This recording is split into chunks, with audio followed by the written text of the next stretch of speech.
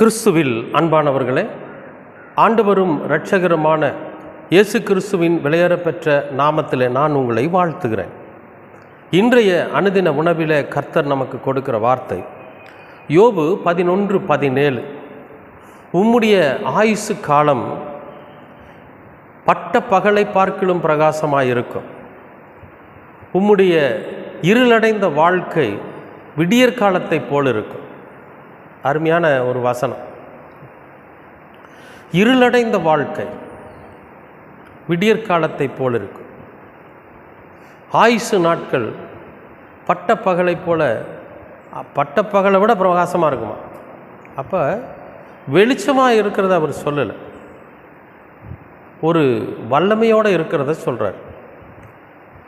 பகல் பார்த்திங்கன்னா சூரியன் ரொம்ப ஒரு அதை விட ஒரு உயர்ந்த சக்தி இந்த உலகத்தில் எதுவும் இல்லை.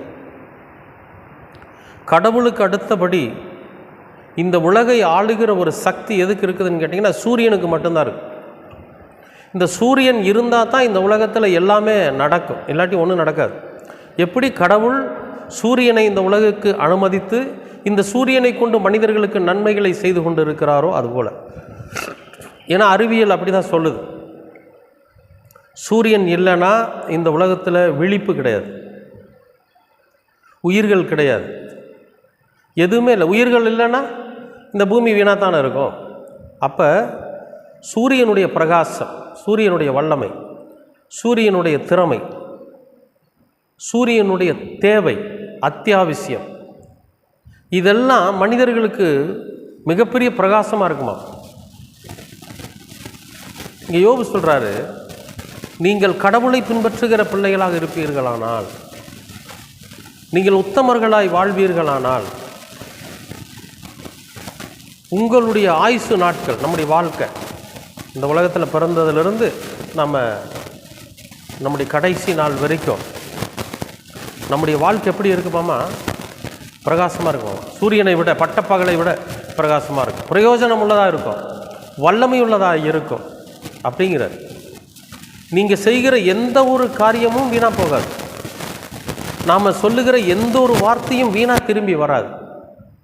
ஏன்னா அவ்வளவு பிரகாசம். சூரியனுடைய வெளிச்சம் என்றைக்காவது பூமிக்கு வீணாக திரும்பி போயிருக்குதா? இல்லை. எப்படி அது இந்த பூமிக்கு அதனுடைய வேலைகளை சரியாக செய்கிறதோ அதே போல் நம்முடைய செயல்களும் நம்முடைய வார்த்தைகளும் நம்முடைய எண்ணங்களும் ஒரு நாளும் பிரயோஜனமற்றதாக இருக்காது. அப்போ நம்முடைய ஆயுசு நாள் முழுவதும் நம்முடைய வாழ்க்கை எப்படி இருக்குன்னு கேட்டிங்கன்னா, பகல் எப்படி எல்லோருக்கும் பிரயோஜனமாக இருக்கிறதோ, பகல் எப்படி எல்லா உயிரினங்களுக்கும் அத்தியாவசியமாக ஒன்றாக இருக்கிறதோ, அதை விட நம்முடைய வார்த்தைகளும் நம்முடைய செயல்களும் பிரயோஜனமாக பிரகாசமாக இருக்கும் என்று சொல்லும். அப்புறம் சொல்கிறாரு, இருளடைந்து போய் இருக்கிற நம்முடைய வாழ்க்கை விடியற்காலத்தை போல இருக்கும். விடிய காலம் எப்படி இருக்கும்? ஒரு இரவெல்லாம் இருளடைஞ்சு போயிருக்கும்.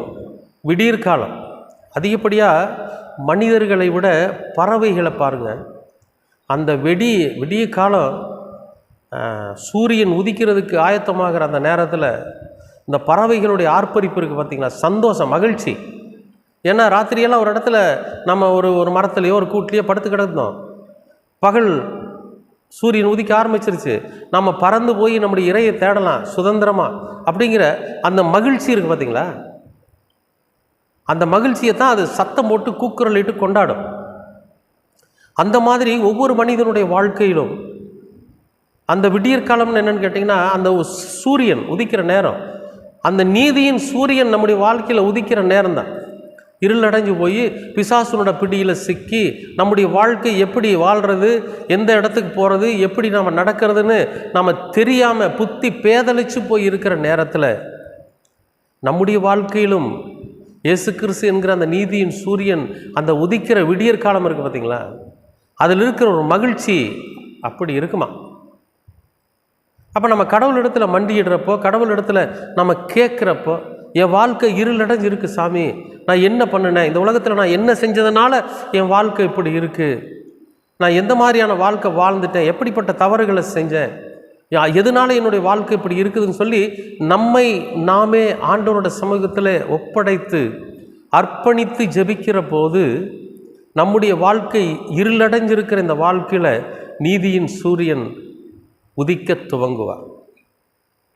அப்போ இந்த விடியற் காலத்தினோட பறவைகள் எப்படி கொண்டாடுதோ, விடியற் காலத்தை மிருகங்கள் எப்படி கொண்டாடுதோ, சூரியன் வெளிச்சத்தை பார்த்த உடனே எப்படி மீன்களெல்லாம் துள்ளி குதிக்குதோ, அதுபோல நம்முடைய வாழ்க்கையிலும் மிகப்பெரிய சந்தோஷம் இருக்கும் என்பதைத்தான் இங்கே சொல்கிறார்.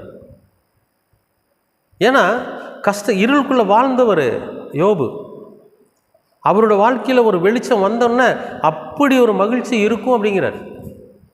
அன்பானவர்களே, பிரச்சனைகளும் வேதனைகளும் துக்கங்களும் கஷ்டங்களும் நம்மை இருளுள்ள வாழ்க்கையில் ஜீவிக்க வைத்து கொண்டிருக்குமானால், நாம் எதனால் அந்த வாழ்க்கைக்குள்ளே போனோம், என்ன செஞ்சதுனால இந்த வாழ்க்கை நமக்கு கிடைச்சது அப்படிங்கிறத நம்ம ஆராய்ஞ்சு பார்த்து அதிலிருந்து வெளியே வர துவங்குகிற போது நாம் இனிமேல் இந்த காரியத்தை செய்யக்கூடாது, இனிமேல் இது போன்ற வாழ்க்கை வாழக்கூடாது, இந்த தவறுகளை நம்ம செய்யக்கூடாதுன்னு சொல்லி என்றைக்கு நாம் முடிவெடுக்கிறோமோ அப்போ நம்முடைய இருளடைஞ்ச வாழ்க்கைக்குள்ளே ஒரு வெளிச்சம்.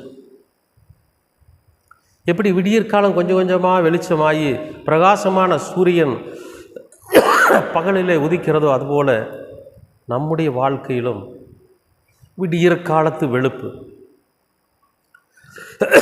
அது உதிச்சிருச்சுன்னா, அந்த விடியற்காலத்து வெளிச்சம் நம்முடைய வாழ்க்கையில் வந்துருச்சுன்னா அது கொஞ்சம் கொஞ்சமாக பிரகாசமாகி நம்முடைய ஆயுசு நாள் முழுவதும் பட்ட பகலை விட பிரகாசமாக இருக்குமா, மத்தியான நேரத்தை விட பிரகாசமான வெளிச்சமாக இருக்குமா? அன்பானவர்களே, உங்களுடைய என்னுடைய வாழ்க்கையில் நீதியின் சூரியன் விடியற்காலத்தைப் போல உதித்து நம்முடைய ஆயுசு நாட்களை பட்ட பகலை விட பிரகாசமாக வைத்திருக்க நாம் நம்மை அவரிடத்தில் கொடுக்கணும். நம்ம முழுவதும் அவரிடத்தில் கொடுத்துடணும். அப்படி கொடுத்துட்டா நிச்சயமாகவே நம்முடைய வாழ்க்கை பிரகாசமாக இருக்கும்.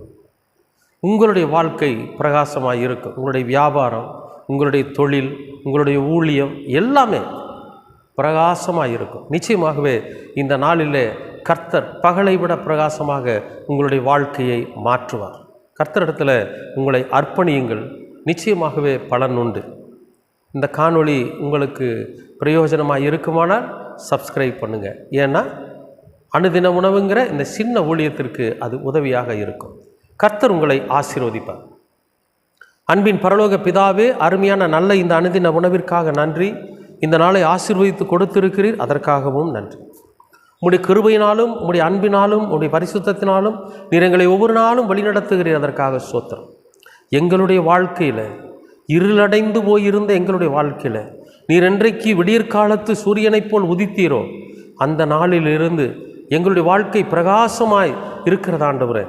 அந்த பிரகாசத்தை நாங்கள் இழந்து விடாதபடிக்கு அதை இறுக பற்றிக்கொள்ள நீர் எங்களுக்கு கிருபை பாராட்டுங்க. இன்னும் இருளிலே இருக்கிற அநேக ஜனங்களுக்காக ஜெபிக்கிறோம், அநேக மக்களுக்காக ஜெபிக்கிறோம். சூரியன் வெளிச்சத்தை தேடுகிற, என்றைக்கு எங்களுடைய வாழ்க்கையில் ஒரு விடியல் வருமோ என்று தேடுகிற ஒவ்வொரு ஜனங்களுக்காக ஜெபிக்கிறோம் ஆண்டவரே. அந்த ஜனங்களுக்காக, அவர்களுடைய குடும்பங்களுக்காக ஜெபிக்கிறோம். கர்த்தர் அவர்களுடைய வாழ்க்கையிலும் விடியற்காலத்து வெளுப்பை காணும்படியாக நீர் செய்வீராக. அவருடைய வாழ்க்கையும் பட்ட பகலை விட பிரகாசமாயிருக்க நீர் செய்யும். கர்த்தாவே, அவர்களும் உம்முடைய பிள்ளைகள் ஆண்டவரே. அவர்களை தொட்டு ஆண்டவரே, அவர்களை அழைத்து அவருடைய வாழ்க்கையில் நீர் உதிக்க வேண்டுமாய் ஜெபிக்கிறோம். தொடர்ந்து உமது கிருபை இருக்கட்டும், உம்முடைய ஆசீர்வாதம் இருக்கட்டும். இரட்சகராம் இயேசு கிறிஸ்துவின் வழியாய் கேட்கிறோம் நல்ல பிதாவே. ஆமேன், ஆமேன், ஆமேன்.